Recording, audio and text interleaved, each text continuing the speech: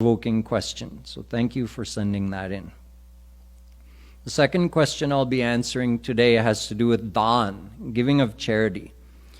So Shubham writes that regarding donations, Maharajji has told that it should only be done towards the right entity, which is Hari and Guru. But if some poor person asks us for money, should we give or not? Gita says, Deshe kale chapatre cha taddanam satvikam smritam. All dhan, all charity is not the same. Giving, the physical act is the same, giving of money.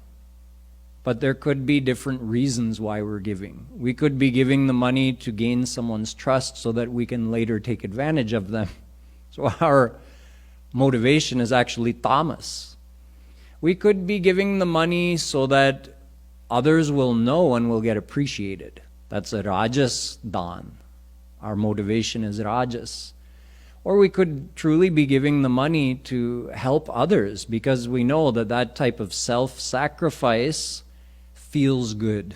Doing something for someone else with no other ulterior motive feels good. So that's sattvic motivation.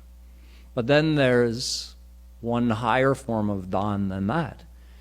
When we give that dhan as a seva to a divine guru, so then our motivation is to serve this divine personality. That's the highest motivation that instantly gives the result of purifying the heart. So you have the motivation side, tamas, rajas, sattvic, or devotional motivation. And then you have, that's half of the equation. The other half of the equation is the patra that you put that dhan into. To whom did you give? Your motivation might have been tamas, but you gave to a sattvic individual. So that dhan is classified as sattvic, tamas, both. You might have gave to a rajas person with a sattvic motivation. So that dhan is qualified as rajas sattvic. The whole thing counts. Your motivation, why you gave, but also to whom did you give, that also counts. If you give money with the best motivation to a tamas person who uses that money to hurt someone else or to buy drugs and harm themselves, you are still responsible for the outcome of that money you gave. So understanding this philosophy is up to us. If we give to a divine personality, the result is immediate heart purification and more blossoming of our feelings of bhakti. So devotional dhan is the highest, followed by sattvic dhan, followed by rajas, and of course last is tamas dhan.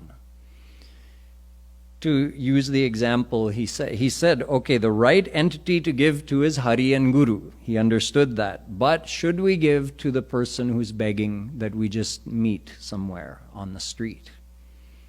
That's totally up to you. I know I never saw Maharajji not give, but he's a divine personality and he knows what's in a person's heart. And also, divine personalities don't receive the material binding outcome of their actions. So whoever he gives to, it's a grace on them. And he always had money to give whenever he was out walking in public. Whoever came up to him, he gave. But our situation is much more precarious. When we give to someone else, we're going to get the exact result according to our motivation and the person we gave to. So that's on us. It's our responsibility to understand the underlying philosophy and also to research what is the patra. Is this a tamas patra? Patra means the vessel into which you're giving. Is this patra tamas, rajas, or sattvic? Of course, we know Guruji's patra is divine, and that's to our maximum benefit. But if we're giving to someone else, that's completely up to us. It's good to feel motivated to help other people, but it's up to us to research how that money is going to be used that we're giving. Whether it's $1 or $100 or $1,000, what that money is used for, we're going to get the result of that in our next life. So should I give or not, that's up to you, but do your research.